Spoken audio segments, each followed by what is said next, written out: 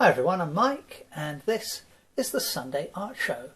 So we've got something a little bit different this week. This is my first painting of a chicken on the channel.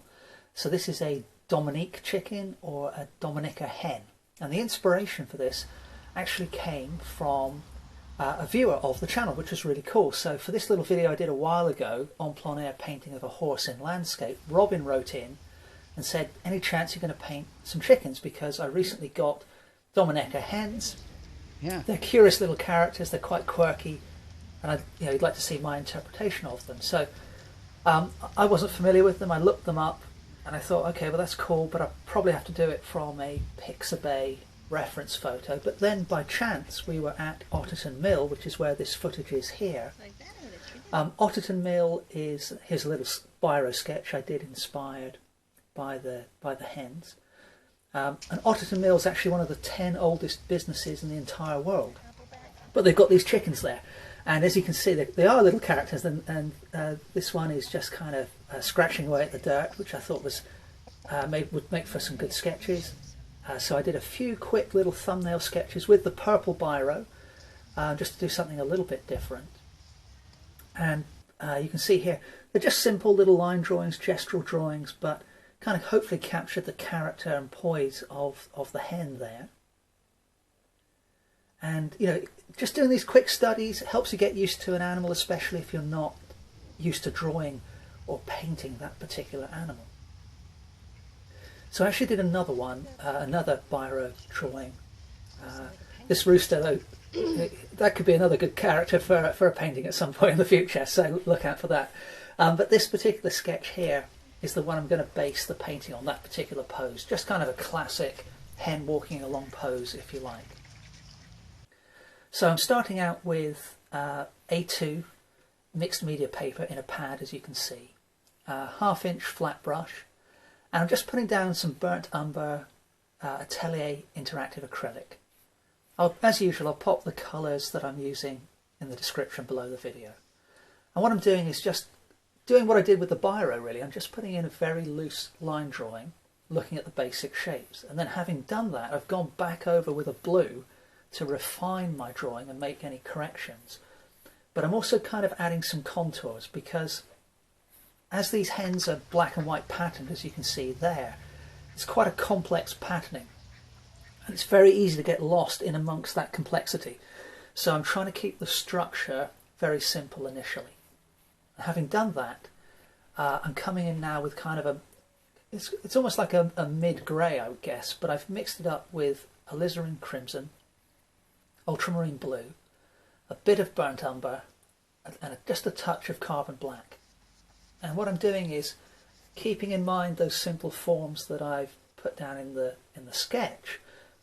I'm adding in areas of tone. I'm keeping in mind the contours of the hen.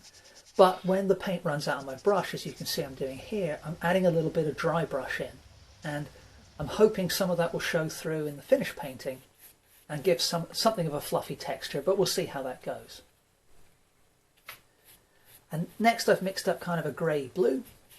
And so there was some of that colour on the underside of the hen there, on the underside of the chicken. So I'm not going for pure black or pure grey. I want some colours within those normally neutral tones, because there are colours in the plumage reflected off the ground or off the plants or the sky. And I'm applying this layer of paint in the same way I did the darker tones, but my main aim here is just to get rid of the white paper and kind of scumble the paint across and see what kind of effects I get. Now I am starting to lose my preliminary drawing here, but I don't think that's going to be too much of an issue, because I can always draw back into the painting as I carry on. So having blocked in the body, I now want to do something similar for the leg that's extended there, and then after I do that, what I'll do is I'll move up to the face and the head, and really, like I said, just want to kill all the white paper. Now I've been doing some watercolor work recently, if you've seen any of my outdoor paintings in the last few weeks, And so what I want to do in a little bit is give the background kind of a watercolor treatment, but I'll still use the interactive acrylics. So even though the face of the hen isn't the colour I'm using, this fairly sort of mid bluey grey is a good way to start, just to introduce some shadows. So I've just speeded up the footage now, so just to save time. And what I'm doing here, just kind of blocking in some of the little frills under the chin, and I'm sure there is a special name for that frilly bit on top of the head, but I can't remember what it is.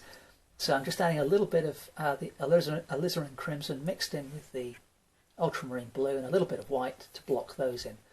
Now for the eye, I've gone for a circle of orange, and then I've highlighted areas with more yellow in the mix, black for the pupil, and then the highlight probably looks pure white on screen, but there is a little touch of blue in there.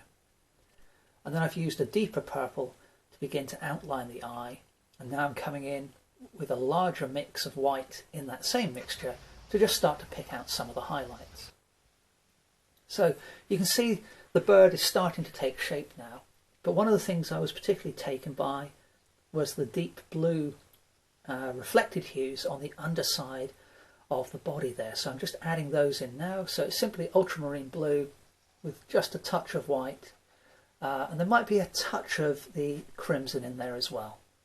But it's really a good thing, I think, to look for all the different colours. So you can see I've added some highlights, some of the patterning in as well. And on the back, just behind the neck, that's close to being pure white. But up around the head, there's a little bit of the ultramarine blue in it. And then on the chest and lower down on the neck, there's far more of that ultramarine blue. So I'm kind of experimenting with mark making and colours as I go. There are some browns on the side of the body and some light blues on the tail, and even some purples in the tail as well. And what I'm doing is I'm absolutely not trying to copy every little white mark on the body. I'm hopefully just trying to get the essence of it, and more of an impressionist approach really. So the bird, the hen isn't finished, but I want to get some background in. So you just saw me take this I'm doing it again now. Nice big chunky brush and some clean water, and I'm just wetting certain areas of the paper. And having done that, I'm coming in with an inch wide flat brush, and I've chosen a kind of a toned down version of the purple I used elsewhere. I added a little bit more burnt umber and a little touch of cadmium yellow light, and so that's allowing me to kind of hopefully capture a little bit of the tone you just saw there on the ground. And now that that's dried and the chicken is dry completely as well, I'm coming back in with my small round brush to work up details on the head. So you can see I'm now doing a little bit more modelling of those sort of frilly bits, capturing the shadows and the highlights, a few details in around the eye as well.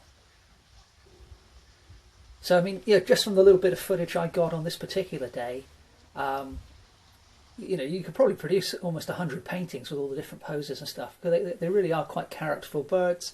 They're always scratching in the dirt, they're climbing through the branches and stuff, walking around, strutting, twisting, all sorts of different poses. So really good subject to paint. So thanks very much again for suggesting that, Robin.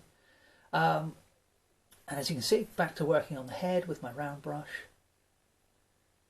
And just picking out highlights and, adding enough detail that it conveys the message, but trying not to overdo it.